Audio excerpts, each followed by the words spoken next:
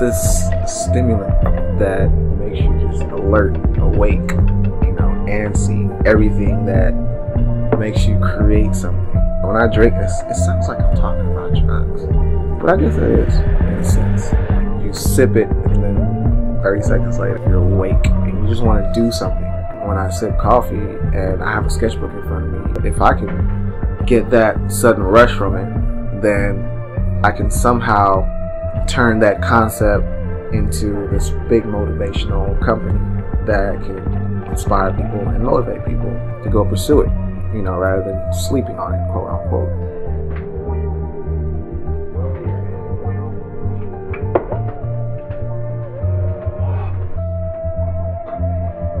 And so I was working at McDonald's, and during morning rush, a couple customers come in, and then one particular customer, he asked, "Can I have some fresh coffee?" And I go for the pot, and he's like, "No, what are you doing?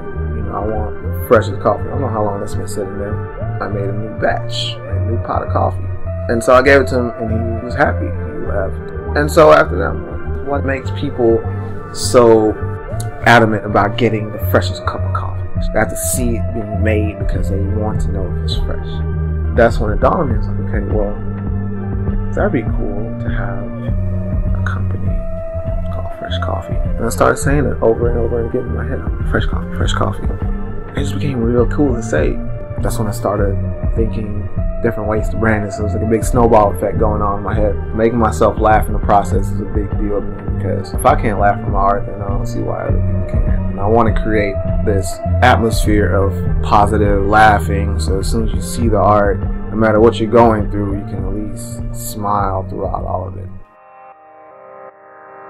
My social life in high school was, I don't even want to talk about it. It was just bad. And then when I went to college, I found this guy, and he would take me to these parties. I would watch him, because every time he went to the party, he would introduce himself. And so after a while, I started doing that, because people don't expect you. It's just like you open a door to a friendship.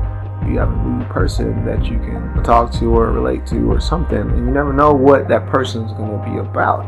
I learned that from my mom as well. Was, you know, you never know who you're going to come into contact with in your life, so you always want to make this first impression. You want to make it the best impression.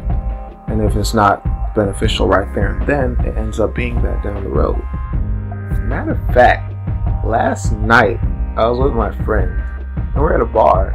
It was just one of those, "Oh, I'm your waitress, blah, blah, blah." I'm like, "Hey, I'm Joonbug." And we just started making jokes with her. At the end of the night, we all became friends. And I gave her a fresh coffee card, and she promoted me throughout the whole bar before we were finished eating.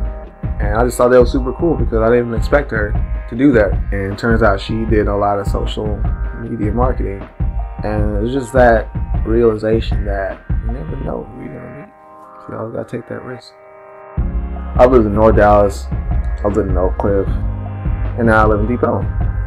And the thing that was surprising to me was, with the art movement in Dallas, there's all these underground artists. Nobody really knows about them, but their style is ridiculous. And then you have the mainstream ones that are cool and everything, but it's not anything that's wowing my personal taste. You're finding these small gems in Dallas. Every time I go outside, there's some construction going on, and I feel once Dallas gets to a point where it's going to take one person to jumpstart an entire movement, and that's when you're going to see the rise of all these underground artists coming to the surface and really making this city one of the prominent art areas in Texas, if not the whole U.S.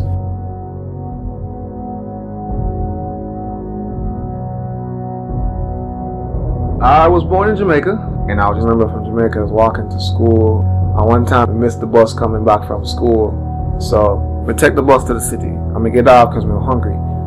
We go buy some jerk chicken, and then we come back and the bus gone. I sit there, I eat my jerk chicken, and I'm crying, I'm bawling my eyes all the time. I wonder how me forget home, because I don't have no phone, I don't have no more money, because I spend my money on food. So I have to walk down to the shops and ask the man, "Yo, can you use a phone?" Because we need to call my grandmother so she can come pick me up.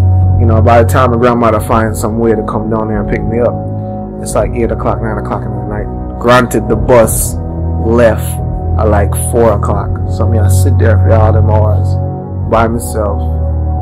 And that was one of the times where he's like, we have to survive no matter what. I have to have that mentality that we can be independent, not to worry about relying on other people.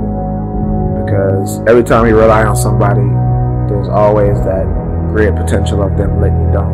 And so when you have nobody but yourself, you can only blame yourself.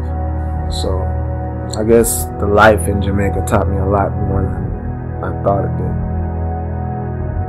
My past was the absent father, single mother. My mom actually let me get raised by my grandparents for the whole time I was in Jamaica, but she was here working on getting me to the States so I can have a better life, better opportunities and such like that. It's just been a lot of growing within myself. You kind of have to force yourself to think independently because your mom's not going to always be there because she's always working or she's doing all this extra stuff to provide for you.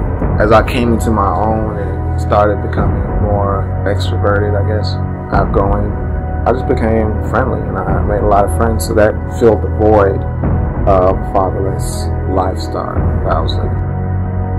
Definitely it's affected my art. By drawing all these positive things, it helped cope with not having somebody there for a while, because there'd be a lot of times when I'm by myself and for whatever reason I'll become sad for a brief moment and I'll just draw something really out there and it's no longer a sad moment.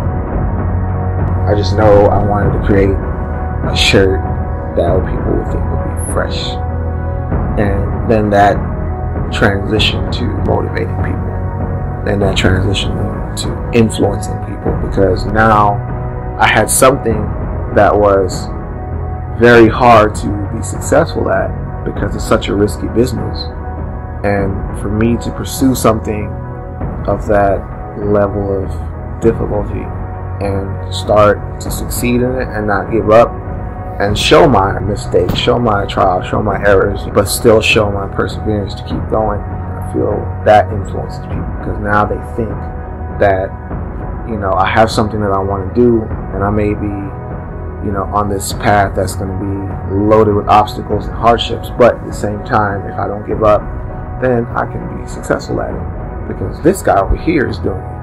And so that's the message I want to convey. It's like, if you have something that you're passionate about, go do it. It doesn't matter if it's hard. It doesn't matter if you're scared of failure. It makes no sense wasting away with something that you're super talented with. Get out there and do it. Sometimes I have these questions of how did I get here or how did I get there? It's a lot of the times the answer is just really simple. I just talk to people. I feel whenever you can't express yourself freely, then you feel that what you're doing is not worthwhile.